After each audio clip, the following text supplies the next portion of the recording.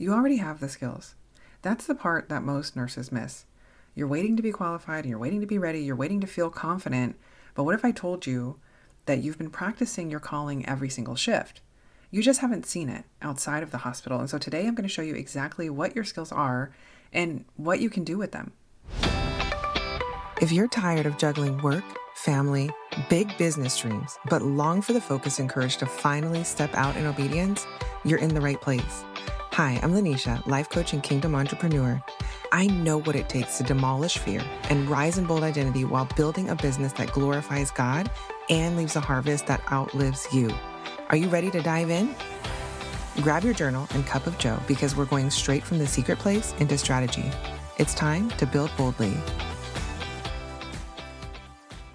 Before we get into this, I need you to hear me clearly. This episode is going to open your eyes, but the workshop is where I walk you through a power hour of what you're actually carrying. So April 22nd at 11:30 a.m. EST, the RN to CEO shift workshop. I'm going to help you identify your specific skills and how they translate into an offer and what this could actually look like for you. Just register at rnskills.theconsecratedceo.com. A lot of nurses feel the pull for more, but they get stuck right here, thinking, I don't know what I would do. I don't even have anything to offer. I'm not experienced enough. And that right there is the disconnect because you've been trained, you just haven't translated. And so in 1 Corinthians 12, verses 4 through 6, it says, now there are varieties of gifts, but the same Spirit, and there are varieties of service, but the same Lord, and there are varieties of activities, but it is the same God who empowers them all in everyone. You already have something. Now it's about recognizing it and then utilizing it. And I remember when I first started life coaching, I was actually in my 20s, but it was really different back then. I didn't have the knowledge and experience that I have now in my 40s. I didn't have the confidence. It also looked different structurally. I also wasn't a nurse. I was a medical assistant. And I wasn't sure where it was all taking me. I didn't know, but I knew that I wanted more. But I had no clue what more looked like. And honestly, I probably overcomplicated it and overthought it and all the things. But fast forward to today, even with nursing, I was thinking about all the things before I opened my franchise. And then I thought I needed maybe another degree or more certifications. Maybe I just need more time. But then the Lord started showing me, look at what you already do.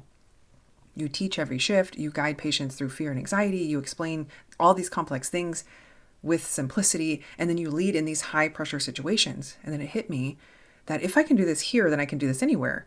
And that's when everything started to shift for me because even though God was showing me then, I didn't understand it all.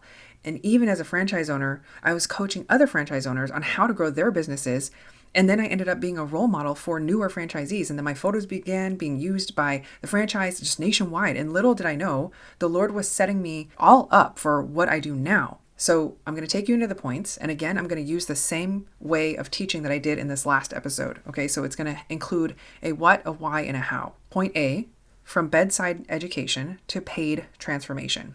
So the what? At the bedside, you educate for compliance. Outside the bedside, you educate for transformation. Why? Because information alone doesn't change people. Guided implementation does. And so when you look at how the hospital operates, every time we have a new policy or new teaching, like we always have continuing education that we have to do, right? Just the e-learning, the endless e-learning. But that is what helps us implement. And granted, look, I know a lot of us just hit play and then we're going to go take care of all our patient stuff and we're going to come back and hopefully it's done and we can click next. I get that. But there are certain things that we do have to sit through and actually learn it. And so I know, I've been there, I know. In Matthew 28, 19 through 20, it says, go therefore and make disciples of all nations, baptizing them in the name of the Father and the Son and the Holy Spirit, teaching them to observe all that I have commanded you. So notice he didn't say just teach information. He said, teach them to observe, to apply, and live it out. And that's what coaching is. It's super simple, but sometimes you have to get over these like mindset hindrances that keep you from operating fully in your calling. Deliverance really helps with that, okay? So the how. At the bedside, you explain what's happening, you educate on discharge instructions, you reinforce, compliance. Now, outside the bedside, you're guiding people through change and you're walking them through process and you hold them accountable to transformation. And that looks like maybe coaching programs with health and faith and identity and lifestyle, or a group coaching container, or structured transformation frameworks, courses with implementation, not just information.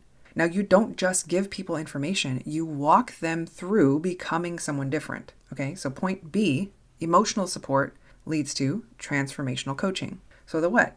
You walk people through vulnerable moments. Why? You know how to hold space without falling apart. 2 Corinthians 1:4 says, who comforts us in all our affliction, so that we may be able to comfort those who are in any affliction. The how.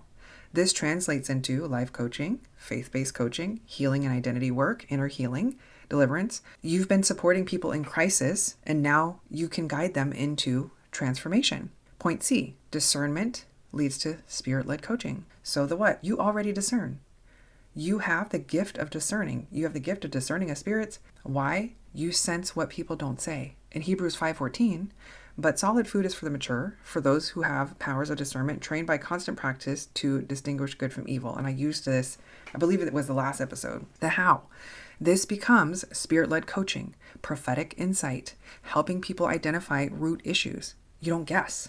You discern, and you're listening to the voice of the Holy Spirit. Point D, leadership under pressure becomes mentorship/leadership coaching. So the what? You lead in chaos. Why? You make decisions when things matter most.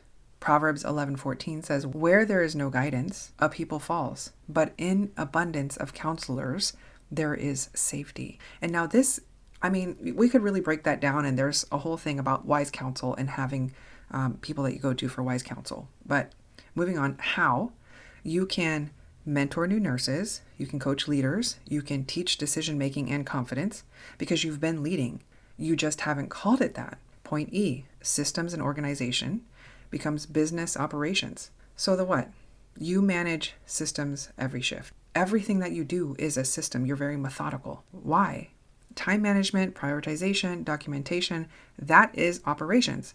In 1 Corinthians 14:40, but all things should be done decently and in order. So there is an order to everything that we do, and God is a God of order, and we are led by Him. So the how, this translates into running your own business, helping others organize theirs, creating structures and systems, and you already operate at a high level. And so I want to bring this all together for you. You don't need to become someone new. You just need to see who you already are, because the skills that you've been using in the hospital are the same skills that can build something outside of it. Now, if this is starting to really click for you, you've got to be in this workshop. It's April 22nd at 11:30 a.m. EST. Sign up, register at rnskills.theconsecratedceo.com. I'm going to help you map this out for you specifically. Now, you're going to learn about the skills. And because this is a power hour, it's not going to go into the plethora of skills, but it's really going to get you started and really bring you revelation on what you're carrying and what you can do with it. And so I want you to also send this episode to a friend or 3 nurse friends who just keep saying, I don't know what I would even do, because now you do. You are not starting from scratch. You are starting from experience because you've been trained, you've been equipped, and now it's time to build. All right, friends, until next time, build with the King. Hey, Kingdom friend, I pray today's episode stirred something in your spirit. If it did, would you take a few seconds to share it with a few women who you know this would resonate with? And if you haven't yet, I would be honored if you could leave a quick review. It helps this message reach more women who are ready to rise. All right, time to strap myself down and laser focus on all the things. No squirrel zone. I'll meet you back here next week for another episode. Until then, keep building boldly.